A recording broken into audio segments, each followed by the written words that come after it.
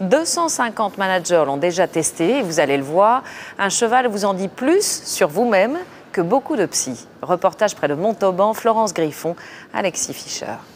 Recule, recule, allez, allez, tu te recules. Tu me cherches là. On appelle ça un test d'autorité. Patrick a beau être un top manager, pour un cheval, ça ne compte pas. Allez, demi-tour, hop, allez, demi-tour. Aussi surprenant que cela puisse paraître, ce responsable Europe d'un énorme laboratoire pharmaceutique est en train d'apprendre à mieux gérer ses collaborateurs. Vous avez décidé qu'il fallait qu'il galope. Maintenant, il faut qu'il parte au galop. L'exercice est filmé. Derrière la barrière, une coach en entreprise et 2 coachs équestres analysent le moindre de ses mouvements. D'après eux, le cheval est un formidable miroir. Il a développé des dons extrasensoriels qui lui permettent de capter toutes nos intentions. Et quand l'intention et l'action sont justes, il accepte. Si je lui demande et qu'il sent qu'à l'intérieur, il y a un minimum d'agressivité ou de « si tu n'avances pas, tu vas voir », ça ne me convient pas du tout. Le cheval n'a pas très envie d'obéir. Pour la coach, c'est un signe qui ne trompe pas. Il demande beaucoup. Il est toujours en train de demander. Délègue pas. Laisse pas faire tout seul.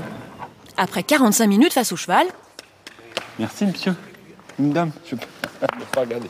c'est l'heure du débriefing. Quand vous allez partir, Ouais. il vous suit spontanément. Alors que nous avons vu tout à l'heure que quand vous vouliez qu'il vous suive, vous mettiez tellement de pression qu'il ne vous suivait pas. Ouais. Ouais. Pour Patrick, c'est une révélation. Là, me voir pendant 5 minutes avec la même gestuelle de la longe et pendant 5 minutes le cheval qui comprend rien et moi qui continue, c'est frappant. C'est frappant. Et c'est ce que vous faites au travail?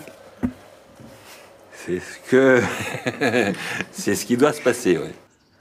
Depuis 2006, 250 managers ont testé cette méthode. Une journée facturée 1 500 €, financée au titre de la formation professionnelle. Le marché est plutôt prometteur. Avec la crise, les managers sont très en demande de conseils. Ce que je croyais être une force, c'est-à-dire je suis derrière mes collaborateurs,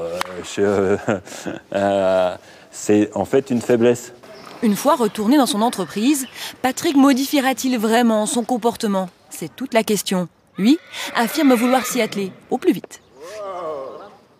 Nous continuons notre semaine de découverte des différents